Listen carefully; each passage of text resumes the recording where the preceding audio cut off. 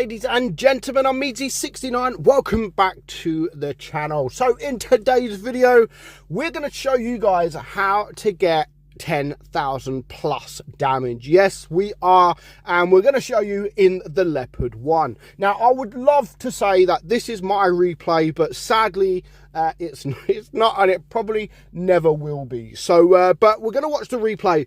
Of course, there are two main things that you need to get this kind of damage, and one of them is to be freaking lucky.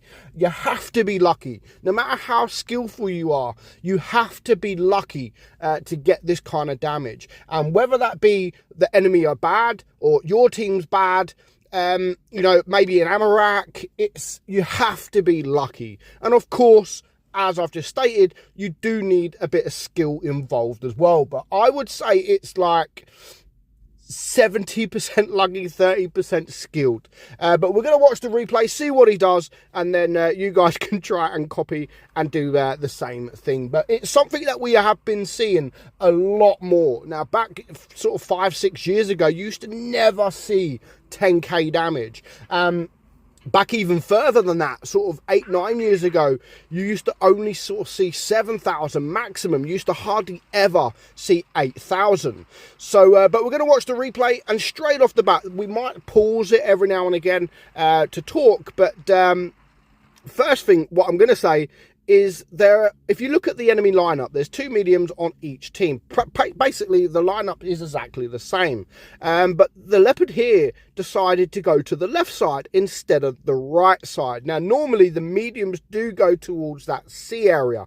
However, the Leopard decided straight away off the bat to come this side of the map, which is you know, kind of straight away, if you look at that, you would have probably thought, yeah, you should have gone the other way. But overall, of course, you know how much damage he gets. It does pay dividends. So straight off the bat, there is the IS-8 there. Gets a nice shot into him, and he can use these little dunes. And when I'm watching it, I'm thinking, you know what, this could have been actually a good move, because if everyone has gone this side of the map and the enemy mediums have gone to the other side of the map, which we can just see already, well, they've just gone out of shot now, but they are around there, then they could rush. These guys, there's 7 of them there, and we already know there isn't 7 of the enemy tanks there because some of the mediums have gone the other way. So already I'm thinking it's going to be a rush job. It's going to be a rush. They need to rush, and they need to take care and focus fire as much as possible. But straight off the bat, within just over a minute, there's 2,700 damage, and thanks to a very juicy Amarak on the IS-7. So that actually was very, very important, because if he wouldn't have got that Amarak, the IS-7 would probably still be alive around about now, maybe just about dead. But because he's gone a while ago, they have now managed to focus other targets. So they are still losing. They are still losing already. It is a 4 versus 5, so there is still a lot of work to do.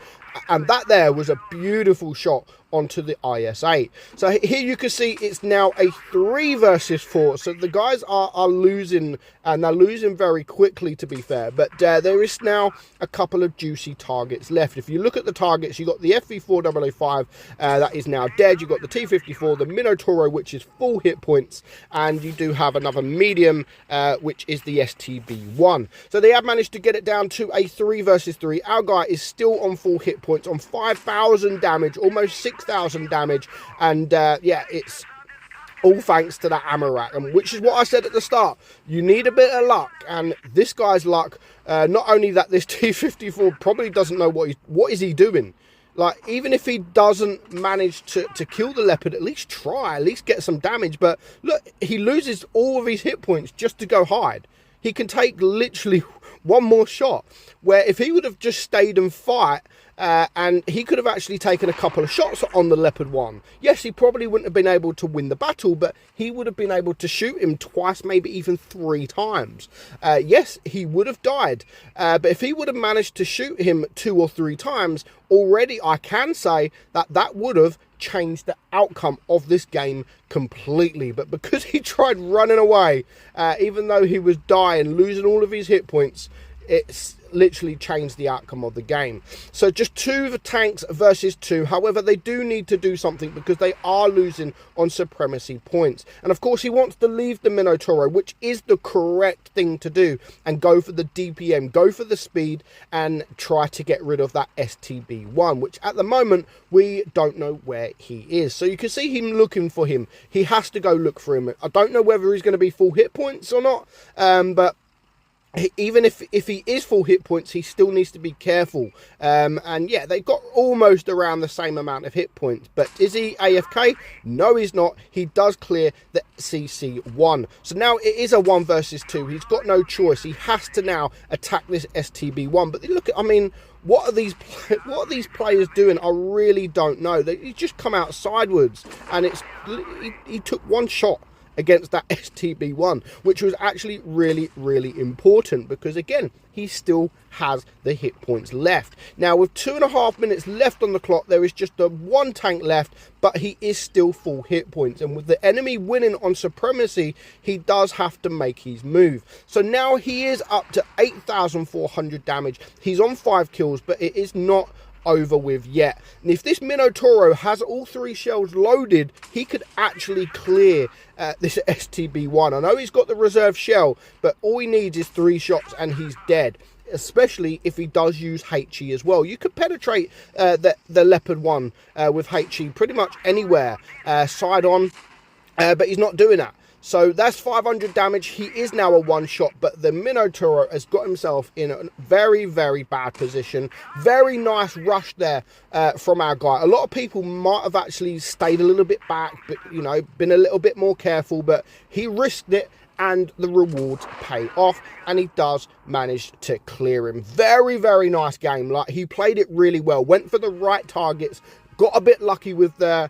T-54 being 1, the STB as well being another, because he wasn't looking at him, he was trying to go for someone else, so he managed to kill almost a full hit point STB1 and only lose 1 shot. And then, of course, bring it down to a 1 versus 1. He goes in for the rush after losing pretty much all of his hit points. He risked it, and definitely the rewards paid off. So 10,483 damage, 6 kills, and a very, very nice game. Very nice indeed. You don't see these games often. Obviously, there are a few with over 10,000 damage, but you don't see these kind of damage games often. So that's all you've got to do. Seems easy, doesn't it? All you got to do is have a bit of luck and have a little bit of skill. Easy as that. Go and get your 10k damage. I'd expect to see a load more replays coming in with over 10,000 damage. But yeah, it's not as easy as it looks. People always say in the comments, oh, he got lucky because of the noob team or AFK or something like that.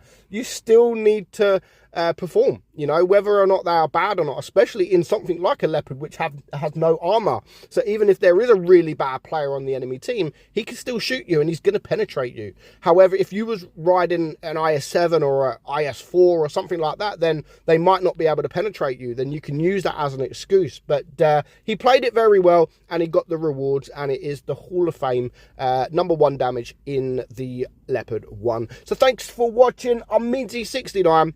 And I'll catch you all soon. Bye-bye.